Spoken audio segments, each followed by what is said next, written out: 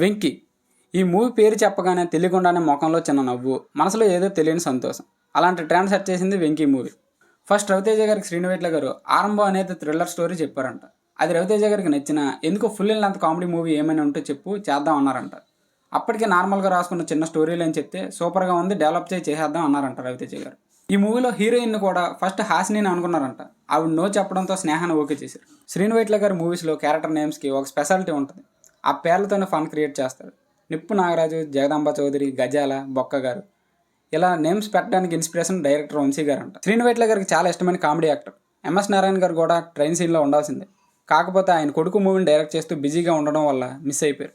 Story విషయానికి వస్తే degree అయిపోయి ఊరి మీద బేవర్స్గా తిరిగే నలుగురు ఫ్రెండ్స్. జనరల్గా ఇలాంటి స్టోరీస్లో హీరోని కొంచెం మంచిగా చూపించి హీరో ఫ్రెండ్స్ని ఎదవల్లా చూపిస్తారు.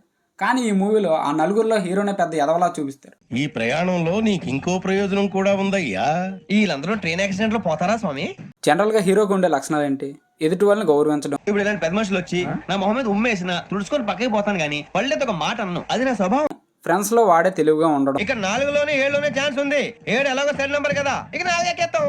ఒక గోల్ అండ్ క్లారిటీ ఉండడం. లైఫ్ని సీరియస్గా తీసుకోవడం. అందరూ డిగ్రీ 3 సంవత్సరాలు చదివి పాస్ అయితే మనం 6 సంవత్సరాలు చదివి పాస్ మరి ఉద్యోగం ఎవడి? ఇంకా చాలా సాక్రిఫైసెస్ అండ్ సర్వం కోల్పోతాడు. దానికోసం ఎన్నో వదిలేశాను. చివరికి నాన్ వెజ్ కూడా మానేశాను. ఎవరైనా తిట్టినా పడ్డాను. మూవీ స్టార్టింగే ఒక సీరియస్ సీన్తో ఓపెన్ చేస్తారు. ఒక మనిషి బీచ్లో ఎవరినో చూసి పారిపోతాడు. చూస్తే హీరో అండ్ వాళ్ళ ఫ్రెండ్స్. సర్లే ఏదో ఫైట్ సీన్ అనుకుంటాం, కానీ కట్ చేస్తే అప్పు కోసం అన్నట్లుగా చూపిస్తారు. అక్కడి నుంచే కామెడీ స్టార్ట్ చేస్తారు. మూవీ ఏమో అంత సీరియస్గా ఉండదని ఆ సీన్తోనే చెప్తారు. మూవీలో ఫాదర్ అండ్ సన్ బాండ్ కూడా ఆర్గానిక్గా ఉంటుంది. జనరల్గా మిడిల్ క్లాస్ ఫ్యామిలీలో జరిగే స్టోరీలో ఉంటుంది. ఫాదర్కి వాడంటే ప్రేమలాగా కాదు, కొడుకు ఇలా అయిపోయాడని ఫ్రస్ట్రేషన్ని బాగా చూపిస్తారు. మూవీ మొత్తానికి హైలైట్ అంటే ట్రైన్ సీన్. ఒక 50 to 55 minutes ఉంటుంది. కానీ ఎక్కడ బోర్ కొట్టడం కానీ, ఈ సీన్ ఎందుకు ఇక్కడ అని కానీ అస్సలు అనిపించదు. వెంకీ ట్రైన్ సీన్కి సెపరేట్ ఫ్యాన్ బేసే ఉంది. చాలామంది అసిస్టెంట్ డైరెక్టర్స్, ప్రొడ్యూసర్ కూడా ఏంటి బోగీలో అంతసేపు అని ఆపోజ్ చేశారంట. శ్రీనువైట్ల గారు మాత్రం నన్ను నమ్మండి, ఒక మ్యాజిక్ ఉంది ఈ సీన్లో అని కాన్ఫిడెంట్గా చెప్పారంట. ఆఫ్టర్ రిలీజ్ థియేటర్లో ఆడియన్స్ రెస్పాన్స్ అదిరిపోయింది. ట్రైన్ సీన్ అంటే వెంకీయే, మరి దాన్ని కొట్టే ట్రైన్ సీన్ రాదు, ఆయన అనుకున్నా మళ్ళీ తీయలేరేమో, అలా ఉంటుంది మరి ఆ సీన్. హైలైట్ ఏంటి అంటే ఈ సీన్లో చాలా వరకు డైలాగ్స్ స్క్రిప్ట్లో లేవంట.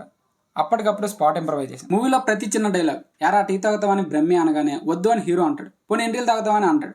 ఇలాంటి ప్రతి చిన్న డైలాగ్ కూడా స్పాట్ ఇంప్రవైజేషన్. థియేటర్లో ప్రతిదీ వర్కౌట్ అయింది. అసలు ఈ ట్రైన్ సీన్ అంతా రియల్ టైమ్ ఇన్సిడెంట్ని బేస్ చేసుకుని రాశారు శ్రీనువైట్ల గారు. ఆయన కాకినాడ నుంచి చెన్నైకి ట్రావెల్ చేస్తున్నప్పుడు జరిగిన సిచ్యువేషన్ని అలా కొంచెం కామెడీ వేలో రాశారంట. అందులో హైలైట్ మన బొక్క గారి సఫారీ. మనం ట్రైన్లో జర్నీ చేసినప్పుడు ఎవరు సఫారీ వేసుకుని కనిపించినా మనకి ఆ బొక్క గారే గుర్తొస్తారు. అంత ఇంపాక్ట్ క్రియేట్ చేసింది మరి ఆ క్యారెక్టర్. మూవీలో అందరికీ నచ్చేది, కనెక్ట్ అయ్యేది ఒక సీన్ ఉంటుంది. అదే మన హీరో అద్దం ముందుకెళ్ళి తిట్టుకోవడం. అది శ్రీనువైట్ల గారి లైఫ్ నుంచి ఇన్స్పైర్ అయ్యి ఫన్నీగా చేంజ్ చేశారంట. ఒకసారి ఆయన చెన్నైకి ట్రైన్లో వెళ్తున్నప్పుడు లగేజ్ సూట్ కేసు డోర్ దగ్గర పెట్టి వాష్రూమ్కి వెళ్ళొచ్చేసరికి ఎవరో సూట్ కేసు నొక్కేశారంట. అందులో అప్పటి వరకు ఆయన రాసుకున్న స్క్రిప్ట్లు, స్టోరీస్ చాలా ఉన్నాయి. అప్పుడు ఆయన రియాక్షన్ ఎలా ఉందని అక్కడ అద్దంలో చూసుకున్నారంట. ట్రైన్ సీన్స్లో హీరోని చాలా తక్కువ చేసి చూపిస్తారు. బ్రహ్మానందం గారు వెంకీని కొట్టడం, తిట్టడం ఇదంతా హీరోయిన్ దగ్గర పెద్దవాళ్ళు ఆయన మొహం మీద ఉమ్మేసిన, చీకొట్టిన, తుడుచుకొని అలా పక్కెళ్ళిపోతగానే పన్నెత్తి ఒక మాట అన్ను అని స్టిక్ అయ్యాడు కాబట్టి ఆగుతాడు. బేసిక్గానే హీరో పెద్ద ఎదవ. అలాంటిది వాడిని పోయి గెలుక్కుంటారు వీళ్ళు. ఒక్కసారి హీరోయిన్ వల్ల ఇంకా పని అవ్వదు, ఆమె నాకు పడదు అని తెలియగానే ఇంకా ఒరిజినల్ వెంకీ బయటకు వస్తాడు. దాని నుంచి జనరేట్ అయ్యే కామెడీ మూవీకే మేజర్ హైలైట్.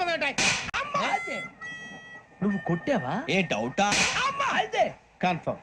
అలా ఉండే హీరోని అందరికీ నచ్చేలా మంచిగా చూపించి రియల్ హీరోని చేయాలంటే వాడి జీవితంలో ఏదో ఒక పెద్ద సమస్య రావాలి. ఆ సమస్యను కూడా వాడే సాల్వ్ చేయాలి. దాన్ని కూడా ఇంటర్వ్యూలకి ఒక ట్విస్ట్లా చూపించి మెయిన్ స్టోరీకి తీసుకెళ్తారు. మూవీలో అశుతోష్ రాణా విలన్ని ఎక్కువగా లో షాట్స్లోనే చూపిస్తారు. అంటే అప్పట్లో regular villain camera angle template అది. విలన్ వచ్చేటప్పుడు ఒక బీజిఎం వస్తుంది. అది ఇప్పుడు విన్నా భయంగా ఉంటుంది. హీరోని ఎదవా అనుకుంటే గజాల వాడికన్నా పెద్ద ఎదవ. అంత మంచి కామెడీ క్యారెక్టర్ని ఫస్ట్ హాఫ్లోనే ఎండ్ చేస్తే ఆడియన్స్ డిసప్పాయింట్ అవుతారని ఆ క్యారెక్టర్కి ఒక ట్విస్ట్ పెట్టి సెకండ్ హాఫ్లో కూడా గజాలతో కామెడీ చేపిస్తారు. అందుకే హీరో కొట్టు వెళ్ళిపోయినా సరే వాళ్ళు వెళ్ళిపోయిన తర్వాత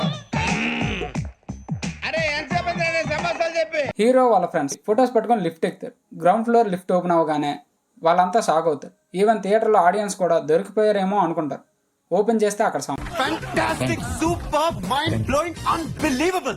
ఫస్ట్ హీరో క్యారెక్టర్ సీన్ అని పేరు అనుకున్నారంట. హాఫ్ ఆఫ్ ద షూటింగ్ కూడా ఆ పేరుతోనే చేశారంట. సడన్గా వెంకీ అయితే బాగుంటుందని శ్రీనువైట్ల గారు చేంజ్ చేశారంట. మూవీలో మ్యూజిక్ గురించి చెప్పాలంటే స్క్రీన్ ప్లేకి తగ్గట్టుగానే మ్యూజిక్ కూడా ఫాస్ట్ ఫేస్లో వెళ్తూ ఉంటుంది. ఎక్సలెంట్ వర్క్ బై డిఎస్పీ అని చెప్పాలి. వెంకీ మూవీ చూడడానికి కామెడీగా ఉండొచ్చు, ఆయన తీయడం కూడా సరదాగా నవ్వుకోవడానికి తీసి ఉండొచ్చు. కానీ మూవీతో మాత్రం ఒక మంచి విషయం మనం నేర్చుకోవచ్చు. జీవితంలో ఏమీ చెయ్యట్లేదు, ఎటు వెళ్ళాలో అర్థం కావట్లేదు అని అక్కడే ఆగిపోయిన ఎంతో మందికి ఈ వెంకీ సినిమానే ఒక సమాధానం. జస్ట్ ఏ ప్లాన్ లేని వాళ్ళు కూడా అనుకోకుండా పోలీసులు అయ్యారు. అది సినిమాల అబ్బయ్య, రియాలిటీలో కష్టం అని మీరు అనుకోవచ్చు. బట్ మన జీవితంలో కూడా ఏదో ఒక హోప్తో మనం ముందుకెళ్తూ ఉండాలి. ఏదో ఒక మలుపు తప్పకుండా వస్తుంది. అలానే మన వెంకీ జీవితంలో కూడా అనుకోకుండా పోలీస్ అవుతాడు, అమ్మాయి వస్తుంది, అలానే ఒక పెద్ద కేసులో కూడా ఇరుక్కుంటాడు. ఇంకా అక్కడి నుంచి అసలైన హీరోగా మన వెంకీ అవుతాడు. నేనేమైనా తప్పులు మాట్లాడితే అందరూ క్షమించాలి.